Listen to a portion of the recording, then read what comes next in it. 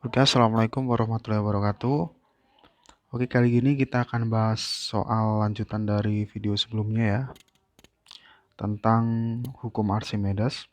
Langsung saja ke soalnya, kapal pengangkut barang beratnya dalam keadaan kosong 16.000 Newton akan mengangkut beban barang yang beratnya 14.000 Newton, serta beberapa orang termasuk penumpang dan anak buah kapal atau ABK. Kapal dapat berlayar dengan aman jika volume lambung kapal yang berada di bawah permukaan air adalah 4,2 meter pangkat 3. Berat rata-rata satu orang penumpang 600 Newton. Massa jenis air 1000 kg per meter kubik dan G atau percepatan gravitasi 10 meter per second kuadrat. Jumlah orang yang dapat ikut kapal paling banyak adalah titik-titik. Nah, untuk menyelesaikan soal ini, pertama kita bikin gambarnya dulu ya agar lebih paham. Jadi ini adalah sebuah kapal, kemudian kapal ini berada di atas permukaan laut.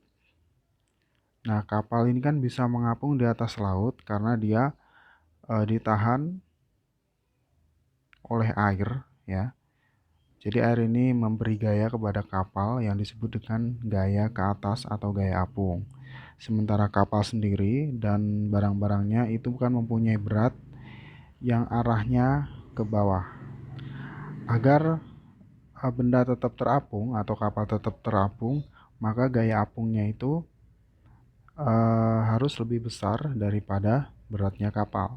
Nah, sekarang kita hitung gaya apungnya dulu, besar gaya apung dengan menggunakan rumus FA sama dengan Rho kali V kali G, di mana Rho ini adalah massa jenis air 1000 kg per meter kubik dikali V. V ini adalah volume yang tenggelam atau volume yang berada di bawah permukaan air sebesar 4,2. Kemudian G adalah gravitasinya 10. Sehingga didapatkan 42.000 Newton. Kemudian agar tetap terapung kan gaya beratnya itu setidaknya harus sama dengan gaya apungnya. WB ya, maaf. W adalah berat seluruh kapal, kemudian F adalah gaya apungnya. Nah, berat seluruh kapal itu kan terdiri dari berat kapal kosong, WK misalnya, ditambah berat benda yang akan diangkut atau berat beban, WB, ditambah beratnya penumpang, WP, sama dengan FA. FA tadi 42.000.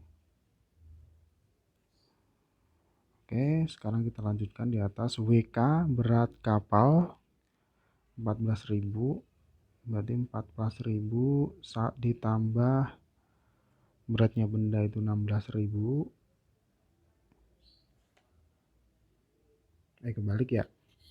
Berat bendanya 14.000, berat kapalnya 16.000. Ditambah beratnya penumpang 600 dikali banyaknya penumpang atau 600 N.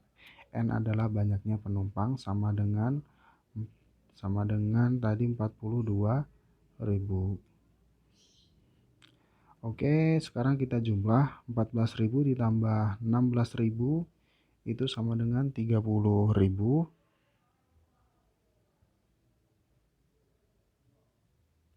ditambah 600 N sama dengan 42.000, sehingga 600 N sama dengan 42.000 dikurangi 30.000.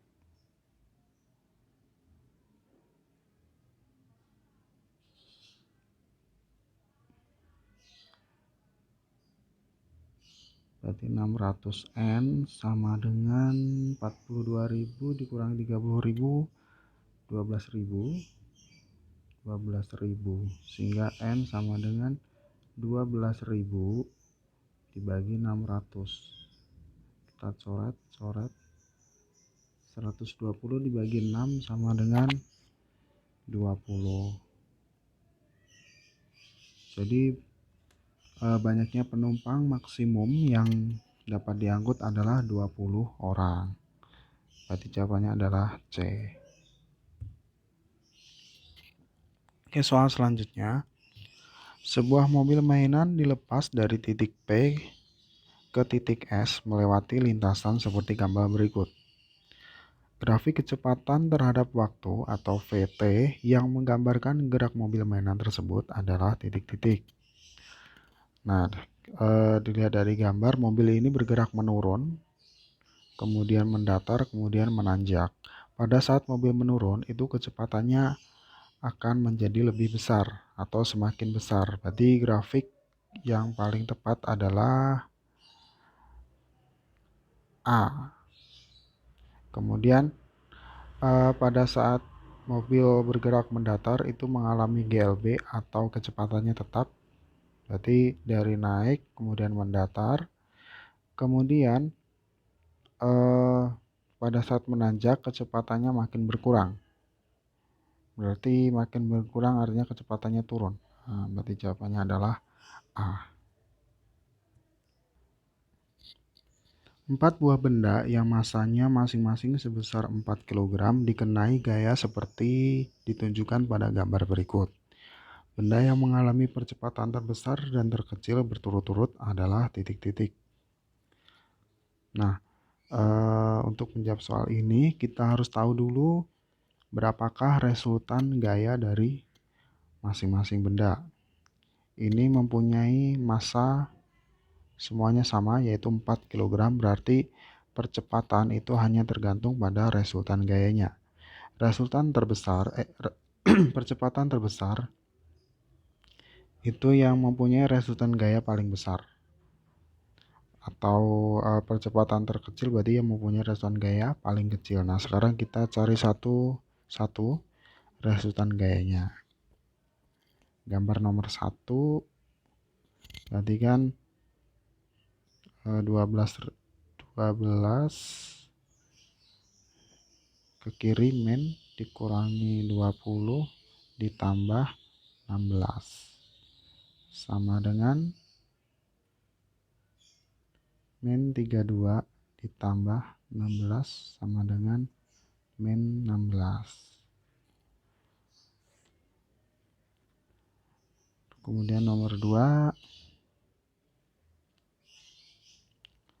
20 ditambah 12 ditambah 16 sama dengan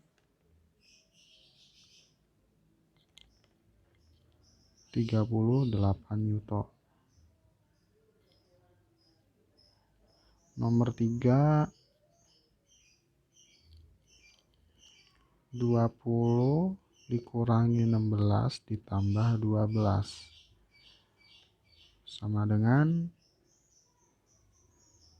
20 dikurangi 16 itu 4 tambah 12 16. Kemudian nomor 4, 2 20 ditambah 12 ditambah 16 sama dengan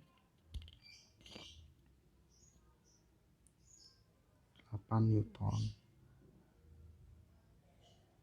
Oke. Jadi di sini ada tanda negatif. Ini tidak berpengaruh karena ini menunjukkan arahnya saja. Jadi yang paling terbesar adalah yang 2, kemudian yang paling kecil adalah 4. Berarti jawabannya adalah 2 dan 4.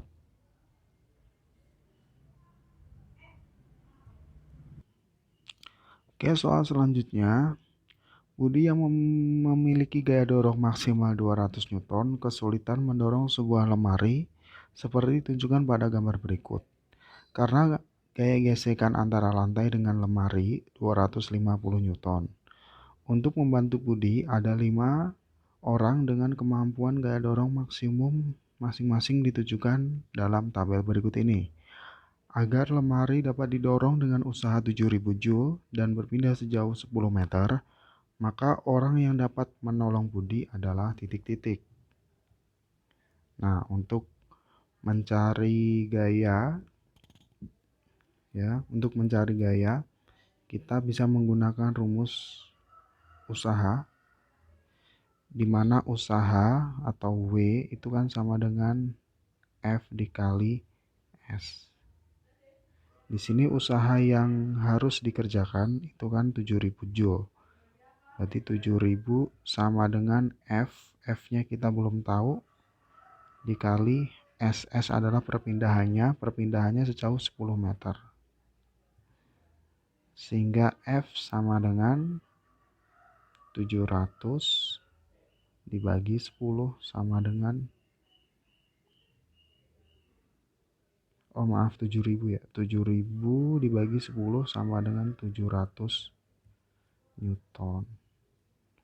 Nah, berarti kita mencari resultan gaya yang hasilnya 700 Newton.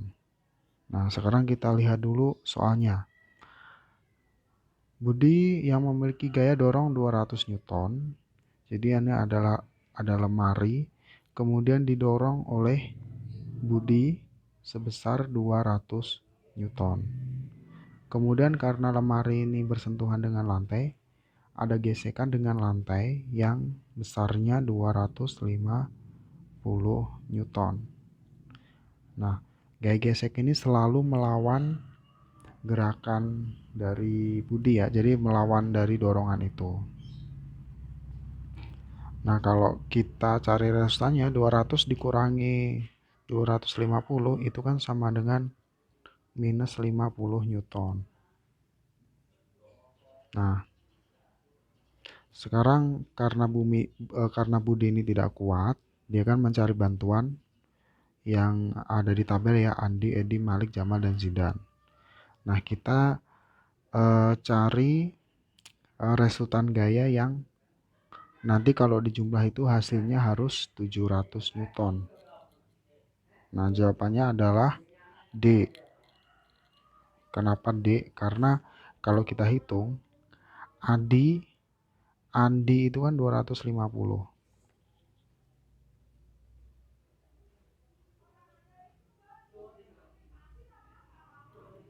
Edi 240